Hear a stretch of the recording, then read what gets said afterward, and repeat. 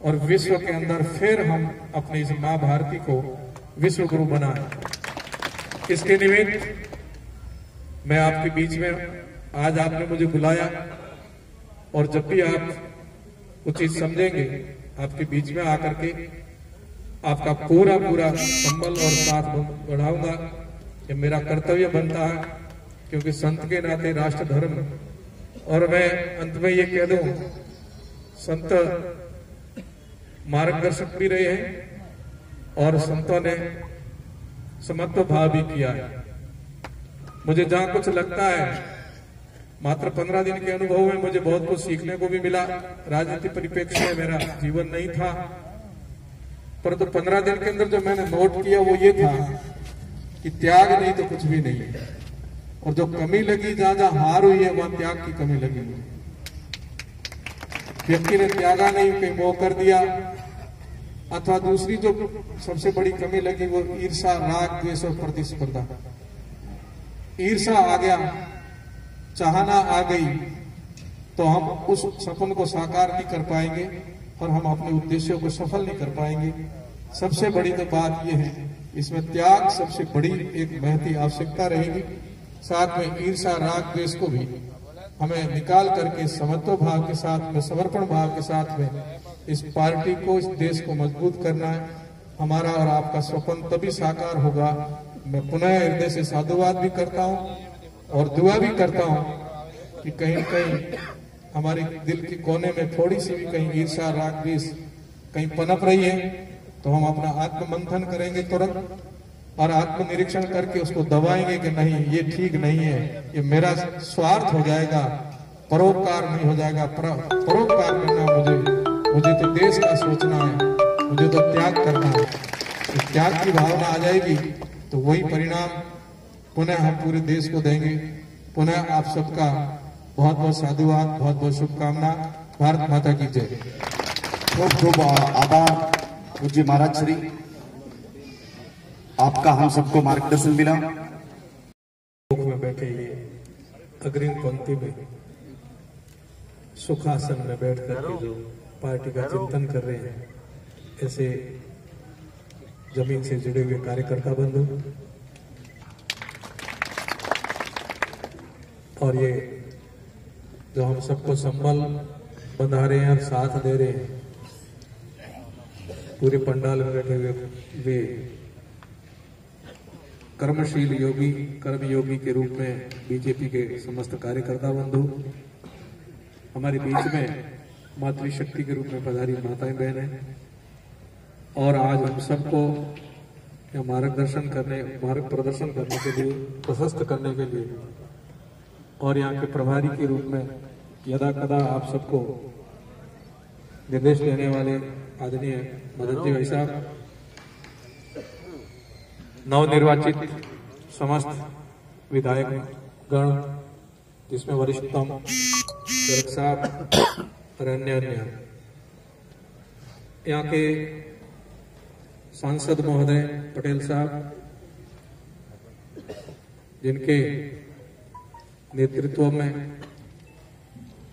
उनके साथ में एक मजबूत कड़ी और जिला अध्यक्ष आदरणीय बलावत साहब, अब नाम लेकर के मन की भाव यही कहूं कि जमीन से जुड़े हुए लेकर के सबका जो साथ देने वाले कार्यकर्ता और जो मार्गदर्शन बैठे हैं, सबने एक सार और एक निचोड़ दिया। जालौर जिले के समस्त कार्यकर्ताओं ने बीजेपी को वो एक खुशखबरी दी, अपना पुनः पहले वाला रिजल्ट दे करके।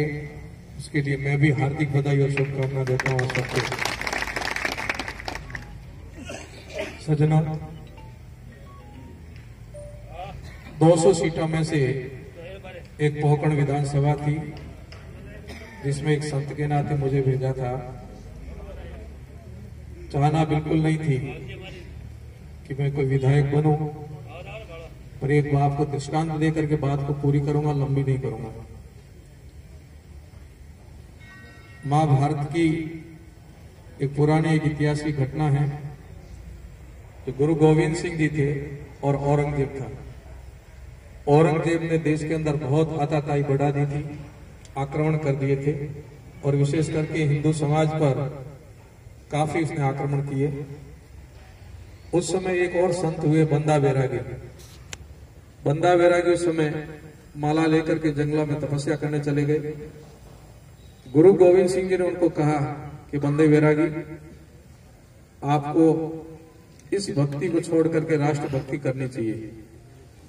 बंदे बैरागी ने वो माला वहां टांगी और आकर के खड़ग उठाई और मां भारती की सेवा में समर्पित होकर के अपने जीवन को दिया।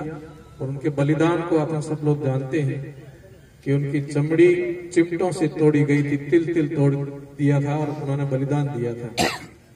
मैं उनसे तुलना तो अपनी नहीं करता हूं, परंतु मुझे ऐसा आदेश मिला ऊपर से संतों का, राष्ट्रीय अंतर्राष्ट्रीय स्तर के हमारे जो मार्गदर्शक संत हैं, उन्होंने मुझे कहा कि हम संतत्व तो रखना ही है, परंतु राष्ट्र रक्षा में भी हमारी एक महती भूमिका होती है संत की।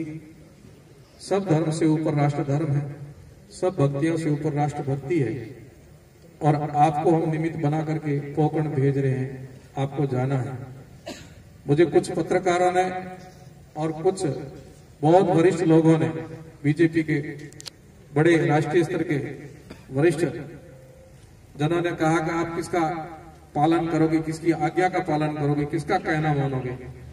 तो मैंने एक ही उत्तर दिया कि मेरे गुरु महाराज इस समय बिराजी रहते तो वो कहते तो मैं कुएं में भी कूदने के लिए तैयार था, क्योंकि मेरा धर्म है। इस समय मेरे गुरु तुल्य जितने भी संत है, वो जो आदेश फरमाएंगे वो आज्ञा मैं सिरोधार्य पालन करूंगा। मैं आपको इतना ही कहना चाहता हूं कि चाहना तो एमएलए बनने की नहीं थी, न है। चाहना केवल एक थी, मां भारती की सेवा मुझे भी करनी चाहिए। संत के नाते हूं तो मेरा भी राष्ट्र धर्म बनता है और राष्ट्र भक्ति सभी को करनी चाहिए।